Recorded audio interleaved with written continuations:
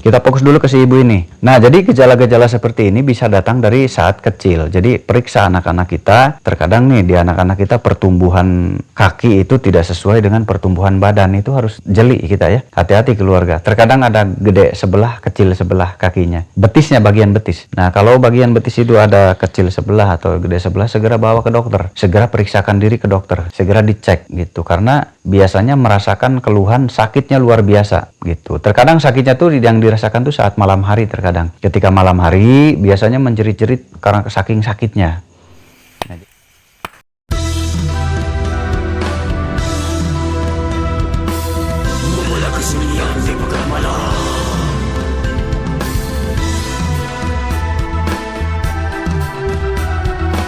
Mencari jawaban yang gelap.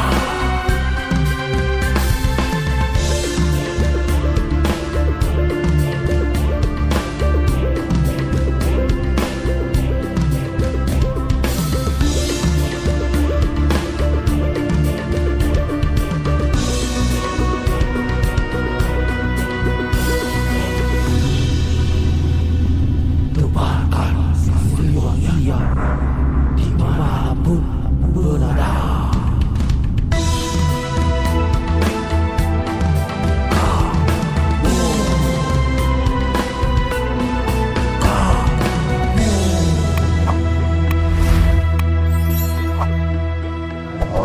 Gini, belum.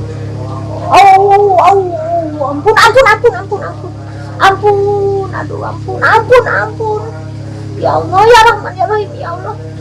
Ampun. Dan tahan. Bisa. Supaya cepat sembuh. Ya Allah, aduh, ampun. Allahu Akbar, Allahu Akbar, Allahu Akbar, Allahu Akbar, Allahu Akbar, Allahu Akbar, Allahu Akbar, Allahu Akbar, Allahu Akbar, ya Allah, ya Rahman, ya Rahim, ampun. Ya, Allahu Akbar, Allahu Akbar, Allah. Ya Allah. Allahu Akbar, Allahu Akbar, Allahu Akbar, Allahu Akbar. Assalamualaikum warahmatullahi wabarakatuh. Selamat malam saudara semuanya dimanapun berada. Nah, kali ini saya menjelaskan pengalaman si ibu ini ya. Si ibu ini dulu pernah datang ke sini dan akhirnya baik-baik sembuh ya. Sembuh dan pada akhirnya datang lagi karena ada kelainan lagi. Dulu itu keluhannya sama di kaki, tetapi dulu tuh sama sekali sulit jalan. Sekarang alhamdulillah bisa jalan si ibu ini. Tetapi kali ini ada kelainan baru, yaitu badannya pun ikut lemes. Nah, badannya ikut lemes itu bisa jadi efek dari penyakit yang dulu. Yang dulu itu apa? Kalau dulu sebetulnya seperti saraf kejepit ya, kalau dulu awal mulanya tuh. Awal mulanya seperti saraf kejepit dan pada akhirnya diterapi dan alhamdulillah baikan. Nah, sekarang kambuh lagi. Nah, si ibu ini kakinya mengecil dan itu dari dulu ya. Kakinya mengecil itu dari dulu. Saya rasa ini bukan saraf kejepit ya, gitu. Tetapi ada penyakit lain. Karena kakinya mengecil itu bisa jadi dari kecil atau bukan dari kecil ya, bisa jadi sudah lama sekali. Itu banyak faktor gitu. Bisa penyakit lain, bisa penyakit pelut tulang bisa, atau bisa penyakit lupus ya, atau bisa penyakit lain apa ya, saya lupa namanya tuh. Jadi ada yang mengakibatkan ototnya mengkerut mengecil gitu. Itu ada penyakit jenis seperti itu. Ataupun juga bisa saraf kejepit pun bisa mengecil ototnya, sarafnya atau ototnya bisa mengecil salah satu atau dua-duanya. Allahu Akbar, Allahu Akbar, Allahu Akbar, Allahu Akbar, ya Allah, ya Rahman, Allahu Akbar, Allahu Akbar, ya Allah.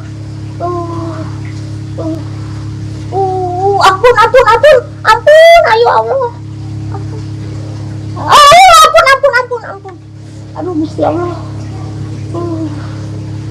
La haula wala quwata illa billah ya. La haula wala quwata illa billah.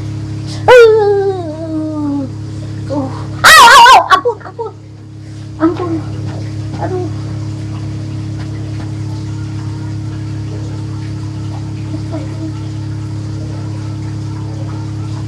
La haula wala quwata illa billah ya. Subhanallah.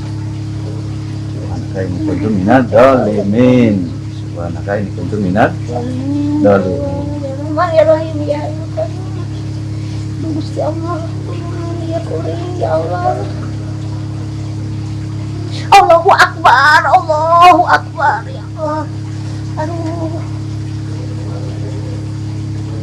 Jadi saraf kejepit itu juga nggak bisa dianggap remeh karena bisa mengkerut kakinya, bisa mengecil, dan kalau sudah mengecil ya nggak ada tenaga, lemas. Kenapa lemas? Ya lemas karena edaran darah nggak masuk ke betis gitu, oksigen darah nggak masuk ke betis, jadinya ya mengecil, tidak ada tenaga. Tidak ada tenaganya karena kelumpuhan pada saraf, kelumpuhan pada otot. Kelumpuhan pada otot, ototnya tidak berfungsi karena tidak menerima asupan makanan, tidak menerima asupan darah, sehingga otot itu tidak akan berfungsi dan mengecil. Lama-lama mengecil karena tidak produktif. Nah itu bisa diakibatkan dari saraf kejepit. Saraf kejepit berarti aliran darahnya nggak masuk ke sana. Gitu. Yang seharusnya otot itu menerima suplai makanan dari darah melalui aliran darah yang dikirimkan dari darah, harusnya menerima suplai makanan itu ya tidak menerima karena sarafnya terjepit, jadi pindah ke yang lain. Jadi tidak sampai ke otot-otot kaki itu, dan akhirnya otot itu ya melemah dan akhirnya mengecil, mengkerut. Nah untuk penyembuhannya itu sulit, untuk penyembuhannya nggak bisa sekali dua kali terapi itu nggak bisa, itu susah, itu harus berkali-kali. Itu mirip-mirip stroke lah, mirip-mirip penyakit stroke kan, banyak yang suka terapi ya, penyakit stroke itu gejala-gejala stroke. Nah itu lama juga susah karena edaran darah itu sudah beku. Nah itu butuh proses berkali-kali diulang-ulang. Makanya saya sering sarankan udah di sini dulu selama seminggu atau 2 minggu ya. Kenapa? Karena memang proses. Sama juga dengan yang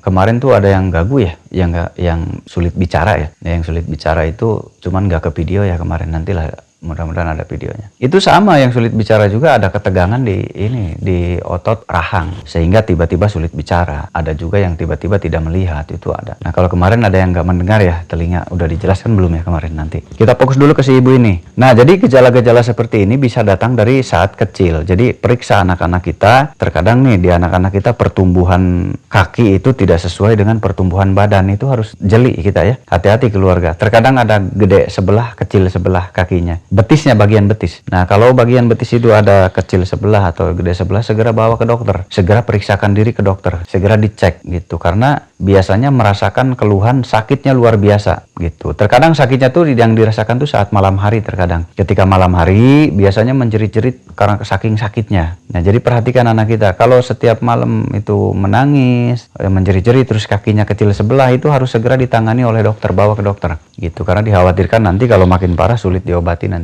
Itu masuk di usia-usia remaja, usia-usia 15 tahun, usia-usia 15 tahun ke atas, itu banyak kejadiannya di usia 15 tahun, 16 tahun ke atas. Nah jadi kejadiannya biasanya kalau malam tuh gitu, menjerit-jerit, kesakitan, kelihat kecil sebelah. Nah itu harus segera dibawa ke dokter, diobati. Jangan dibiarkan karena nanti bisa memperparah keadaan. Apalagi flu tulang itu kan susah diobati. Dan saat diobati flu tulang terkadang resikonya ke ginjal karena meminum banyak kalsium nantinya. Kalau meminum banyak kalsium kan resikonya ke ginjal juga, batu ginjal resikonya. Nah jadi ini banyak, kalau sampai komplikasi bahaya gitu. Makanya sebelum parah harus segera langsung diobati, ditangani. Contoh si ibu ini karena usianya sudah cukup uzur ya, usianya sudah mencapai 60, ini pasti butuh kesabaran yang ekstra, butuh proses, beberapa kali proses yang cukup panjang, memakan waktu panjang, memakan waktu lama. Jadi butuh kesabaran khusus, beda dengan saat masih muda. Makanya kalau ada penyakit tuh saat masih muda jangan dibiarkan, karena masih muda tuh masih produktif,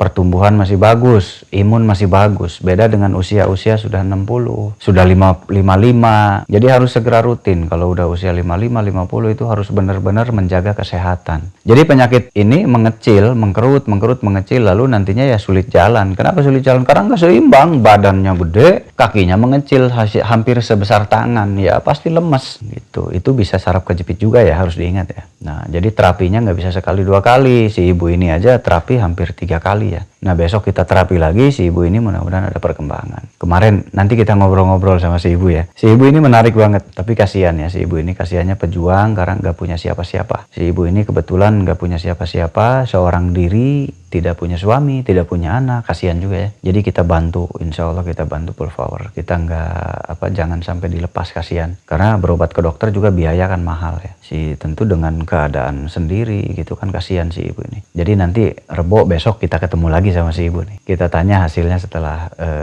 terapi yang kemarin. Kemarin tuh ngomong-ngomong mau nganteran, katanya mau nganteran tuh mau bawa makanan buat saya katanya. Baik banget si ibu ini. Itu memang tradisi di kampung tuh seperti itu ya. Bawa makanan gitu, rasa terima kasih lah gitu. Beda dengan di kota. Kalau di kota kan biasanya tradisinya beda-beda lah, nggak sama. Jadi termasuknya si ibu ini orang yang tidak mampu yang memang wajib kita bantu ya. Karena kalau untuk berobat medis mungkin biayanya mahal besar. Jadi butuh biaya besar. Tapi beliau tetap ke dokter, tetap berjalan ke dokter, alhamdulillah masih bisa. Nah, jadi sangat harus dibantu. Kondisi-kondisi orang-orang seperti ini tidak punya biaya sedangkan harus berobat karena sudah bosan dengan rasa sakitnya. Jadi itu kalau malam tuh sakit nih, kaki seperti ini tuh kalau malam tuh senud itu sakit banget. Dan biasanya susah tidur karena sakit, senud gitu. Karena susah tidur. Kenapa senud gitu? Itu karena kontraksi otot yang tidak terpenuhi, tidak tersuplai dengan baik vitamin, maka kalau dipakai jalan ya sakitnya luar biasa karena sulit untuk penyembuhan. Penyembuhan itu kan dengan nutrisi makanan yang dibawa oleh edaran darah ke bagian otot-otot kaki. Sedangkan kalau saraf kejepit begitu ya tidak masuk dia. Jadi ya kalau sakit ya dia sulit untuk penyembuhan. Solusinya biasanya disuntik anti nyeri biasanya. Kalau di dokter nanti disuntikan anti nyeri. Dan itu nanti berulang-ulang, nggak satu kali. Biasanya itu hampir setiap malam menjerit-jerit. Nah ini harus hati-hati karena dikhawatirkan penyakit-penyakit serius ya. Dikhawatirkan. Ya semua penyakit itu ya serius pastinya. Karena tidak boleh kita menyederhanakan penyakit itu, nggak boleh. Karena semua penyakit itu serius karena mengganggu aktivitas, mengganggu kerjaan kita, mengganggu keseharian kita, mengganggu pikiran kita. Itu banyak sekali waktu yang terbuang, banyak sekali biaya yang terbuang, banyak sekali urusan-urusan yang tersingkirkan gara-gara kita nggak sehat. Makanya saudara semua jaga kesehatan, olahraga terus, jaga pola makan, hindari makan goreng-gorengan, perbanyak makan rebus-rebusan gitu supaya sehat. Makan daging boleh makan daging dong, seminggu 3 kali, 4 kali boleh makan daging. Gitu. Kalau enggak ya enggak apa-apa, itu kembali ke kesukaan. Biasanya ada yang suka makan daging, ada yang enggak. Tetapi intinya ketika kita mengalami gangguan di otot ya, coba perhatikan apakah kita kekurangan asupan protein. Barangkali kita kekurangan asupan protein gitu. Karena kekurangan asupan protein otot pun akan melemah. Jadi asupan protein itu harus seimbang. Minimal seminggu sekali atau seminggu 2 kali kita harus makan protein. Protein dari apa? Boleh protein hewani gitu. Seminggu sekali protein hewani. Kalau ada rezekinya ya seminggu 2 kali makan protein hewani gitu ya. Nah kalau enggak ya enggak apa-apa sih, enggak masalah. Karena banyak juga protein yang non hewani seperti kacang kedelai, makan tempe, makan tahu, itu udah protein, itu enggak apa-apa. Jadi mau makan protein yang hewan atau yang protein buah-buahan itu bisa. Protein dari biji-bijian, dari kacang kedelai, makan tempe atau makan tahu ya. Itu mencukupi protein kita. Setiap hari boleh. Dari telur gitu, makan telur sehari bisa 4 butir dalam sehari atau 5 butir dalam sehari. Itu mencukupi kebutuhan. Apalagi kalau Anda yang kerja. Kalau Anda yang kerja jangan sampai merusak otot. Kasihan, otot itu butuh makan. Kalau yang kerja keras itu sehari harusnya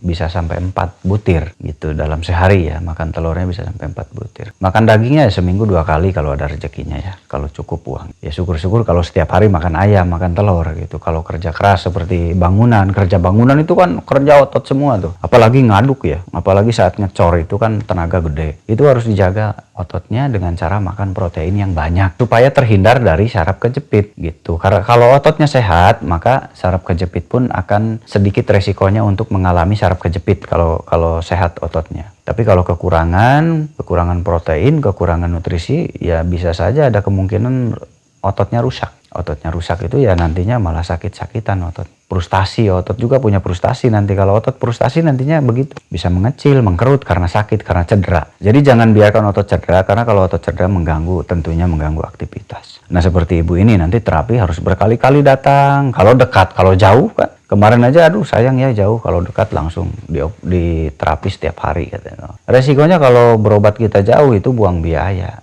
Jadi intinya harus sabar saat berobat. Kalau nggak mau berobat, jaga kesehatan dari awal. Perhatikan asupan nutrisi ke tubuh kita dan perhatikan olahraga kita seminggu sekali atau 2 kali itu harus ya. Wajib untuk menjaga kesehatan seminggu sekali atau 2 kali. Jogging, lari seminggu sekali, nggak apa-apa tiap hari Minggu gitu. Minimal, maksimalnya seminggu 3 kali itu olahraga. Maksimalnya seminggu 3 kali olahraga itu udah keren, udah mantep. Nah, makanya kalau orang-orang yang di desa itu jarang yang kena gangguan-gangguan otot, gangguan sakit itu jarang. Kalau gangguan otot banyak sih sebetulnya kalau di desa karena kekurangan nutrisi tadi. Makanya kebanyakan mengeluh tuh sakit badan, itu di desa tuh mengeluhnya kebanyakan sakit badan. Kenapa? Karena dia kekurangan makan buah-buahan, kekurangan makan yang bernutrisi bagus seperti protein hewani gitu. Itu kurang proteinnya. Biasanya terlalu banyak makan sayuran. Kenapa? Karena tidak seimbang, ototnya kerja keras, nyangkul gitu kan keras. Kerja kasar kan, nyangkul, tetapi makanan tidak ada hewani, tidak ada daging ayam, tidak ada daging sapi, tidak ada telur, kebanyakan lalap, sambal, lauk asin, ikan asin. Ya tentunya nutrisi kurang, makanya keluhannya orang-orang di desa tuh sakit badan, karena mereka tuh kekurangan protein sebetulnya. Jadi saat penyembuhannya tuh lama, proses recovery-nya lama gitu. Jadi penyembuhannya tuh lama jadi karena kekurangan protein. Jadi bagusnya nutrisi seimbang. Kalau kita kerja keras, makan protein-proteinnya harus cukup. Dari hewani harus ada, dari tumbuhan harus ada. Nanti recovery-nya cepat, jadi penyembuhannya nanti cepat gitu. Jadi untuk menjaga diri kita dari diri kita dulu gitu. Kalau udah berobat itu udah capek, kalau udah berobat tuh sakit, kerasa sakit, ngebuang uang, ngebuang duit, ngebuang waktu. Jadi sebelum sakitmu datang, jagalah badanmu dengan baik. Kerja keras boleh, kita harus kerja keras, tetapi perhatikan asupan makanan dan perhatikan olahraga. Jadi olahraga itu untuk membuang limbah-limbah racun, masukkan makanan itu untuk agar otot-otot kita terawat, terjaga. Jadi terhindar dari penyakit-penyakit yang hubungannya dengan syaraf atau otot. Penting nggak? Penting sekali kan? Sangat penting sekali menjaga kesehatan itu. Karena masa depan kita ada di kesehatan kita. Masa depan anak-anak kita juga ada di tangan kita sebagai orang tua. Kita punya anak, kalau kita sakit, maka anak pun terganggu masa depan. Makanya kita harus menjaga kesehatan kalau kita sayang ke anak kita. Ngirit ya boleh ngirit, tapi ya kalau memang ada rezekinya ya janganlah begitu ngirit berlebihan. Kasih badan kita asupan nutrisi seminggu sekali kalau kita pekerja kasar. Beda halnya dengan zaman dulu. Zaman dulu tuh hewaninya murni-murni juga. Kenapa? Karena biasanya hasil berburu. Kalau sekarang kan hasil peternakan, terkadang daging-dagingan tuh terkontaminasi bahan-bahan kimia dari pakan-pakan terkadang. Tapi nggak semua ya. Nah, jadi harus betul-betul dibersihkan. Kalau saya biasanya kalau masak ayam ya, ayam dari peternakan ya. Biasanya saya itu godogan air pertama ya, rebusan air pertama biasanya dibuang kalau saya. Kenapa? Karena rebusan air pertama tuh supaya zat-zat dari makanan-makanan ternak itu kan dari kimia-kimia ya, minumnya kimia, makannya ada kimia. Nah itu biasanya godogan air pertama atau rebusan air pertama dibuang kalau saya. Bahkan kalau saya biasanya 2 kali rebus itu dibuang 2 kali rebus. Nah jadi dimakan saripatinya yaitu dagingnya aja yang tersisa. Jadi kotoran-kotoran, limbah-limbah kimia yang masih terkandung di badan ayam itu buang, meminimalisir resiko. Itu resikonya banyak loh, resikonya banyak, bisa ke kontraksi, hubungan seksual kurang harmonis, hubungan seksual kurang bagus, kualitas seksual kurang bagus. Itu bisa kebanyakan makan ayam-ayam dari ternak karena banyak mengkonsumsi minum bahan kimia, makanan bahan kimia. Itu bisa lari ke kualitas seksual suami istri. Itu bahaya juga kan. Nah jadi ini kalau zaman sekarang banyak keluhan-keluhan seksual, keluhan-keluhan para suami mungkin. Kenapa? Itu bisa diteliti dari makanan gitu. Makanan tuh pengaruh. Nah kalau terlalu banyak makan ayam-ayam dari peternakan itu pengaruh, bisa berpengaruh kepada seksual, bisa menurunkan hormon kejantanan pria itu bisa turun, hormon testosteron prianya bisa turun. Hormon testosteron pria itu yang menguatkan tubuh pria dan yang menguatkan daya seksual pria, itu hormon testosteron. Itu bisa turun kadarnya dari mengkonsumsi zat kimia yang terkandung di ayam peternak. Jadi harus betul-betul bersih, apalagi setengah matang. Jangan makan setengah matang. Makan telur hindari jangan setengah matang, kecuali ayam kampung murni ya. Kalau ayam kampung murni, telur murni ayam kampung itu boleh setengah matang. Tapi kalau dari peternakan saran saya itu harus matang, jangan setengah matang, oke? Dan daging-daging usahakan harus matang. Kalau dari peternakan, kenapa? Karena dia pakai booster supaya cepat besar gitu. Karena uber waktu, uber keuntungan. Nah di situ berarti bermainlah bahan kimia agar cepat besar. Nah ada kerugian buat kita kalau terlalu banyak mengkonsumsi zat kimia yang terkandung dalam itu. Jadi harus betul-betul sampai matang supaya mati itu zat kimianya. Jadi kita makan sudah aman. Syukur-syukur kalau dibuang dulu air rebusan pertama atau kedua ya, itu lebih bagus. Nah jadi jaga kesehatan, perhatikan lingkungan karena zaman sekarang semuanya pakai zat kimia. Jadi kita harus lebih selektif dan jangan semua dimakan karena beresiko gitu, ada resikonya. Jadi intinya jaga kesehatan itu dengan pola masak dan lain-lain sebagainya. biasanya gitu ya. Harus matang, kalau makan makanan zaman sekarang tuh harus matang. Jangan setengah matang usahakan. Nah, jadi gitu aja untuk ini. Kalau mau datang konsul ke saya hari Senin sampai Kamis, usahakan datangnya pagi ya. Nah, itu aja. Setiap hari Senin sampai hari Kamis datangnya pagi pasti ketemu. Terima kasih. Assalamualaikum warahmatullahi wabarakatuh.